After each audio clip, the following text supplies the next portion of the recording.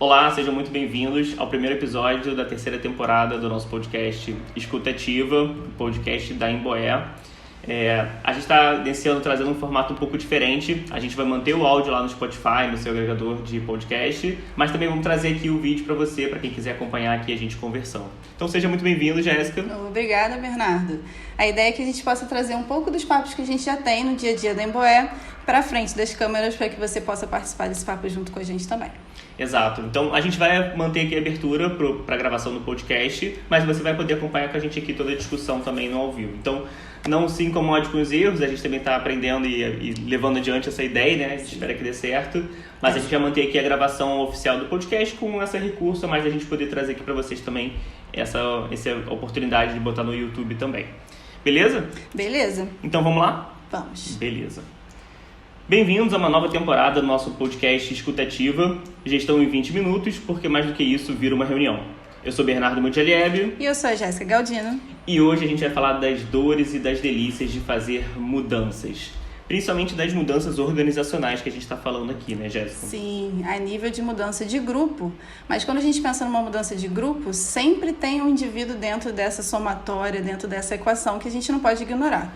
Para a gente fazer uma mudança em grupo, cada indivíduo precisa estar comprometido. E é aí que está o principal problema, a principal dificuldade. Se a gente falasse menos, talvez compreendesse mais. Bom, a nossa primeira e segunda temporada, elas foram um formato um pouco diferente, onde a gente trazia um ou dois temas por episódio e a gente explanava um pouco sobre ele e trazia um pouco de algumas abordagens, principais referências e autores, né? Quer falar um pouco, Jéssica, como é que vai ser a diferença para essa terceira temporada?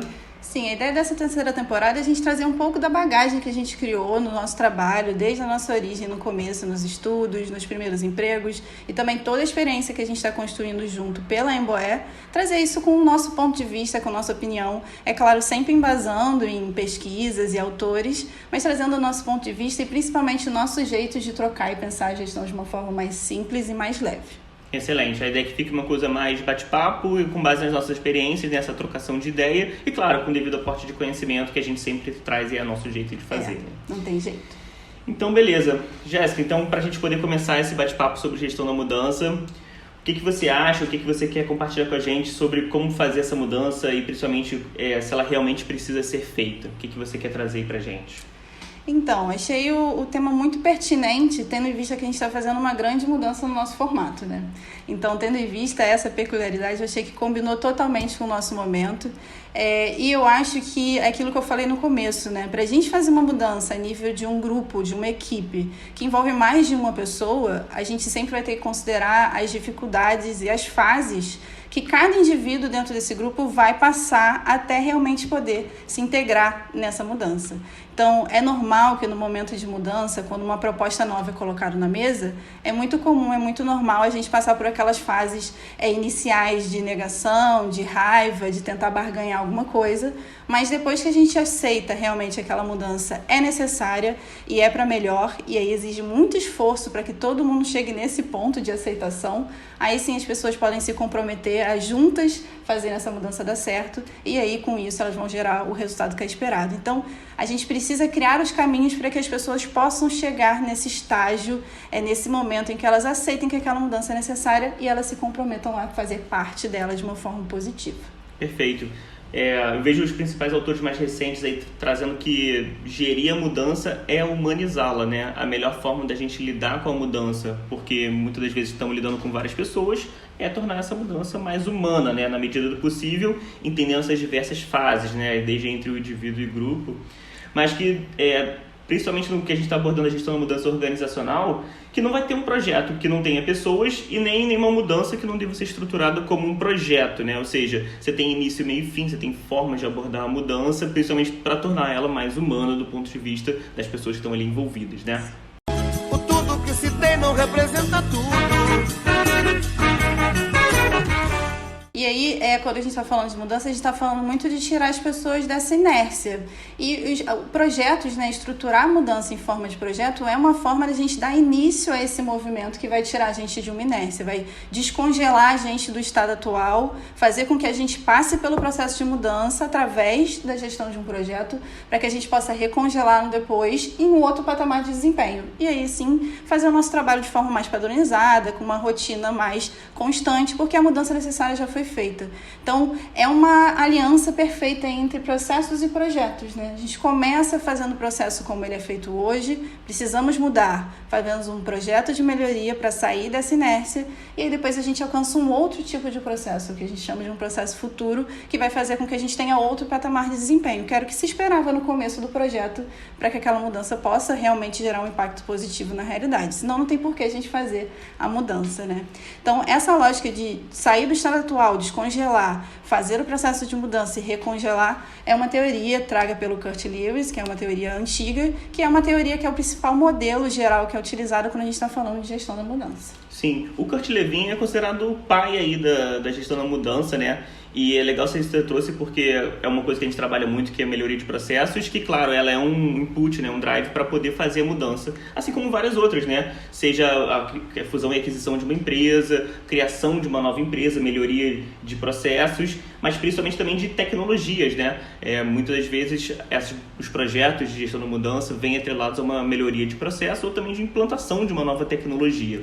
Mas o que é interessante é porque as tecnologias, os processos, boa parte dessas coisas mudam, fato, elas são substituídas, mas as pessoas não. As pessoas, principalmente as gerações, elas se somam, né? Então a gente precisa entender como é que essas gerações, claro que tem abordagens diferentes, cabeças, visões diferentes, mas os fundamentos são muito semelhantes, né? Então, mesmo diante da mudança, a gente vai ter pessoas se comportando de várias formas diferentes. Sim, e é importante considerar isso nesse plano de mudança, né? Nesse plano que vai ajudar a gente a fazer a gestão da mudança. Esse plano precisa ter um componente de comunicação que seja muito forte. Se fala na literatura que no momento de mudança, a quantidade, o volume de comunicações que a gente tem que fazer com a equipe tem que ser 10 vezes maior do que o que a gente faria no momento de estabilidade. Então, ter um plano de comunicação forte e com diferentes canais de comunicação para atender esses diferentes públicos, né, essas diferentes gerações, vai ser muito importante. E associado ao plano de comunicação, a gente precisa ter uma liderança que comprou a ideia. Não adianta a gente fazer uma boa comunicação e a gente tentar engajar as pessoas através de um plano de comunicação para que elas entendam a importância da mudança e qual o benefício que vai ser gerado com aquela mudança, se a liderança estiver nos bastidores lutando contra a mudança e fazendo o seu papel para que essa mudança não aconteça. Então, também se fala muito sobre a importância de engajar para que mais de 75% da liderança perceba a importância da mudança e trabalhe em prol dessa mudança acontecer. Porque se essas coisas não estiverem juntas, dificilmente a equipe vai se engajar e os resultados vão acontecer. O tudo que se tem não representa tudo. Tem essa frase comum no meio da gestão da mudança organizacional que fala isso, né? Por melhor que seja o produto ou serviço, ele só traz valor para as pessoas se elas usarem de forma adequada. Então, independente da geração, da idade da pessoa, se essa mudança está sendo pretendida ser feita, se ela não for utilizada por essas pessoas diversas de uma forma como era esperada, toda aquela ideia de mudança ela pode ficar com a sensação de que não valeu a pena, né? Então, a gente precisa saber lidar, principalmente esse viés da comunicação, né? E aí a gente falou lá do Kurt Lewin, né? O primeiro pensador. E nos anos 90 a gente traz a segunda geração da gestão da mudança, né? São as Big Five consultoria, principalmente as americanas, né? Que trazem muito esse pensamento de, olha, para a gente poder fazer uma implantação de um projeto ou melhoria de um processo, a gente tem que trabalhar em 3 pilares. Avaliar os impactos, né? Para saber como que essas pessoas vão receber essa tecnologia, essa mudança. A parte de comunicação, como você está destacando, né, Jéssica? Toda a sensibilização, canais sob medida, qual mensagem a ser passada e treinamento, né? Capacitação. Então, essa segunda geração da gestão da mudança, principalmente as consultorias que aprofundaram, né? O Kurt Lewin vai lá atrás a primeira abordagem. E se a gente pensar ainda por cima, tem um pessoal ainda um pouco antes do Kurt Lewin, né? O próprio Heráclito e os filósofos lá da antigamente já falavam isso, né? Ninguém se banha no mesmo rio 2 vezes. Porque o que é constante na vida é a mudança. O budismo também vai falar isso. Ou o nosso também amigo Darwin, né? Nem o mais forte, nem o mais inteligente, mas o que sobrevive é o que melhor se adapta. Então, se adaptar tem a ver com as mudanças também. Sim. Então, é legal que a gente vê essa linha de pensamento, essas correntes de pensamento evoluindo. E principalmente nos anos 90, as consultorias começaram a se especializar um pouco nisso, né? Abordagem de comunicação, abordagem de treinamento e abordagem de impactos. Porque sabemos que fazer projeto e fazer mudanças dá trabalho e muitas das vezes elas fracassam, né? Sim, e eu acho que a avaliação de impactos está diretamente associada a um dos principais motivos de fracasso, né? Muitas vezes a gente toma a decisão de fazer algum tipo de mudança organizacional. Às vezes, como você falou, é uma mudança muito inovadora, é a instalação de um novo sistema que vai mudar totalmente a realidade daquela organização, o dia a dia de trabalho da organização. E às vezes a gente toma essa decisão baseada em expectativas e ideias que são muito individuais, mas que não têm uma base na realidade. Quando a gente vai conversar com a equipe técnica, diferentemente da liderança, a gente percebe que aquela mudança talvez não faça tanto sentido. Se eles perceberem de imediato que aquela mudança não vai funcionar, dificilmente a mudança vai conseguir ser implantada. Então, a semente dessa mudança para que ela aconteça de forma positiva e para que a equipe compre a ideia é que ela realmente vai gerar um impacto positivo e que exista uma variação e comprovação de que esse impacto vai acontecer e como que ele vai acontecer. Então, se a equipe não tiver essa base para se sentir segura, dificilmente a equipe vai comprar uma ideia que tem um embasamento que é baseado em percepção pessoal e não em fatos e dados. O tudo que se tem não representa tudo. Perfeito. E a gente começa a entrar um pouco nesses anos 2000 para cá, né? A tecnologia virou um driver de mudança forçado, basicamente, né? Principalmente com a pandemia. Então, a necessidade de digitalização, transformação digital, mudança, virou um imperativo, né? Então, essas formas de fazer mudança dos anos 2000 para cá, isso acelerou muito com o ritmo da tecnologia mais acelerado.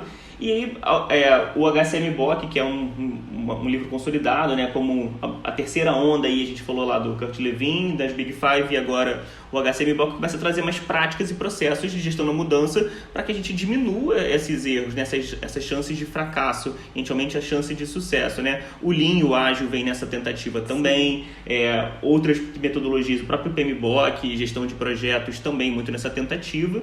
Mas eu vejo que a estruturação de um projeto de gestão da mudança, ele tem que levar isso muito em consideração, né? A avaliação da equipe técnica, lá, o impacto, os pilares, claro, do que as Big Five trazem, né? De treinamento e comunicação, mas eu diria que a gente pode tornar um pouco isso a mais, né?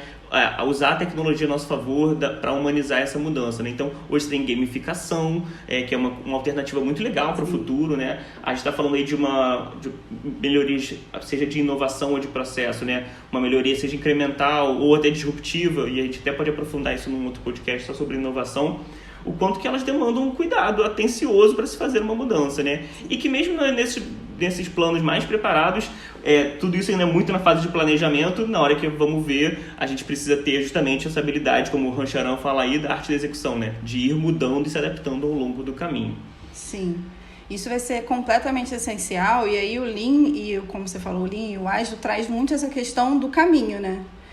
Quebrar aquilo que a gente quer, o grande projeto, né, que é a mudança em si, que a gente está executando para alcançar algum objetivo, alguma mudança, pegar esse grande projeto e quebrar, separar em pequenas entregas que vão ser feitas e executadas em curto prazo e que vão fazer com que a equipe mantenha um dinamismo nessa mudança, continue sempre, a cada semana, a cada quinzena, executando ações que vão gerar a mudança, vão fazer a mudança acontecer. Então, o Lean e o Ágil ajuda a gente a executar esses projetos de mudança de uma forma que seja mais leve e que ajude a equipe, ao longo do caminho, perceber os ganhos que estão sendo alcançados com essas mudanças e possa fazer aquelas comemorações parciais ou comemoração de quick win, que são aqueles ganhos mais rápidos, que são motivadores, são um gás, um boost que a equipe pode ter no meio do caminho para fazer um novo período de execução para que aquela mudança possa acontecer. O tudo que se tem não representa tudo. Esse aprendizado de como colocar a gestão da mudança em prática é o que a gente está discutindo mais nesse momento. E como você bem falou antes, com o aumento da velocidade da mudança que a sociedade tem vivido nos últimos anos, e a tendência é essa mudança ser cada vez mais rápida, a gente vai precisar de formas de fazer mudança que sejam mais inteligentes e cada vez mais ágeis e humanizadas, como você falou mesmo. E eu acho que, principalmente com as tecnologias que a gente tem hoje, principalmente de comunicação, que é um pilar fundamental para se fazer a gestão da mudança, pelo menos já trazendo um pouco para as experiências que a gente já teve com projetos de GM ou de GMO, né? A tal da rede de mudança, que tanto em projetos que a gente já fez de melhoria de processos, a gente percebeu ali quais eram as principais áreas afetadas, pontos focais, pessoas que tinham ali envolvimento direto com a melhoria do processo, e montou-se uma rede de mudança para fazer o acompanhamento aí das principais mudanças e comemorando as coisas ao longo do caminho, né? As fases da mudança, ou mesmo do projeto de melhoria que está sendo feito e acompanhando. Assim como também no projeto que eu já participei de implantação de um ERP, que aí era uma coisa que envolvia muitas pessoas, uma empresa muito grande. Também da rede de mudança, ter várias, trazer a parte de capacitação para dentro, trazendo especialistas para comentar as mudanças, para poder discutir com os envolvidos, e também que essa rede de mudança capilarizasse não somente esses resultados, mas o que estava acontecendo, né? Como uma espécie de rádio corredor, mas de uma forma organizada, né? Então, positivo. Foi muito legal essa época trabalhar nesse projeto, que tinha muito disso, né? Da gente preparar peças de comunicação, divulgar nos canais que foram identificados, mapeados, trabalhar na rede de mudança, trabalhar com capacitações e, claro, integrando a execução do projeto a sensibilização e a comunicação da mudança em paralelo, digamos assim, né? Sim. Até porque pessoas diferentes vão reagir de formas diferentes. Então, se a gente realizar essa mudança por caminhos diversos, para aqueles que têm uma capacidade, né, uma facilidade maior com tecnologia, a gente pode se comunicar com essa pessoa através da tecnologia. Para outras pessoas, aquele quadro de gestão da vista físico ali no rosto vai funcionar melhor. Para outras pessoas, fazer o workshop, colocar a mão na massa junto com pessoas de outras áreas e perceber a mudança acontecendo de uma forma mais tátil, vai ser melhor. Para outra pessoa, escutar a liderança fazendo um discurso claro que explique como a mudança vai acontecer, vai ser absorvido de uma forma melhor. Então, quanto mais caminhos a gente utilizar, a chance é que a gente consiga atender e atingir a mais pessoas para que essa mudança realmente aconteça. Mas é aquilo que eu falei no começo, a mudança precisa fazer sentido para as pessoas. O tudo que se tem não representa tudo. Então, uma das principais preocupações, assim, sempre quando eu percebo as mudanças sendo propostas dentro das organizações, uma das principais dificuldades é isso, a gente propor ideias e soluções que realmente façam sentido e que as pessoas, de uma forma coletiva, concordem com aquela mudança a ponto de comprarem a ideia. Essa é uma grande dificuldade e eu acho que está diretamente relacionada à forma como a gente toma decisão dentro das organizações. Nem sempre a gente se baseia nas melhores ferramentas ou nas melhores formas de testar as ideias, né? Fazer os experimentos necessários para que a gente possa tomar uma decisão mais segura. A gente está sempre movido à mudança de forma ágil para atender muitas vezes a demandas do mercado e essa necessidade está parecendo sempre muito novo, a gente está sempre se renovando. Então, esse impulso às vezes pode ser bom, porque gera uma inovação, mas pode ser ruim se a gente começar a tomar decisões só baseado nisso e a gente não se basear no que os dados estão dizendo, no que as ferramentas estatísticas trazem de teste ou validação dessas ideias para que a gente possa ver se elas funcionam na prática mesmo. Sim, e por isso que eu acho que esse equilíbrio, essa soma de gerações ajuda muito, né? Porque principalmente se a gente olhar as gerações mais novas, que tem uma necessidade muito grande de mudança constante e rápida, entra em conflito com as gerações mais antigas que gostam mais de estabilidade, das coisas como eram, né? Então, essa comunicação, justamente esse alinhamento entre eles, né, para identificar a mudança é necessária, então, beleza, vamos enfrentar isso juntos, de uma forma alinhada, todo mundo na mesma direção, né? Então, acho que tem uma coisa que a gente pode ir caminhando aí para nossas conclusões, pelo menos eu enxergo assim, eu não vejo uma receita de bolo, uma fórmula mágica para se fazer a gestão da mudança. Existem vários aspectos que precisam ser considerados, né? Desde da questão comum do que é a mudança e como as pessoas precisam lidar com ela, dos pilares de comunicação, treinamento, avaliação de impactos, sensibilização, uso da tecnologia, e que a mudança ela é comum, né? Ela vai acontecer o tempo inteiro. Quanto melhor a gente se preparar para enfrentar ela, acho que vai ser melhor da gente vai lidar com ela, né? Claro, estamos falando aqui da mudança organizacional das empresas, mas depois a gente poderia até fazer um paralelo aí com a mudança individual, que das empresas também não deixa de ser, né? Do indivíduo para o grupo, como você bem trouxe, né, Jéssica? Sim. E aí, alguma conclusão final, algum último comentário? Acrescentaria mais um comentário. Não existe uma forma modelo de a gente fazer mudança. Mas existem duas coisas que vão ser indispensáveis quando a gente fizer uma mudança para a gente fazer ela direito: planejamento e execução. A gente pode falar mais sobre isso em outro podcast também, mas esses 2 passos vão ser essenciais para que a gente possa fazer a mudança acontecer de uma forma que alcance o objetivo desejado. Concordo, Jéssica. Nem toda mudança é um projeto, mas todo projeto poderia ser estruturado como mudança ou vice-versa. Né? Perfeito. Sim. Beleza. Então, para mais conteúdos simples de gestão, acesse nosso Instagram, @nosemboé, nosso site também tem nosso blog. Obrigado por vocês terem acompanhado a gente até aqui, espero que vocês tenham gostado, certo, Jéssica? Sim, sim. E até o próximo podcast. É isso, até nosso próximo papo, mantenha a sua escuta ativa. O tudo que se tem não representa tudo.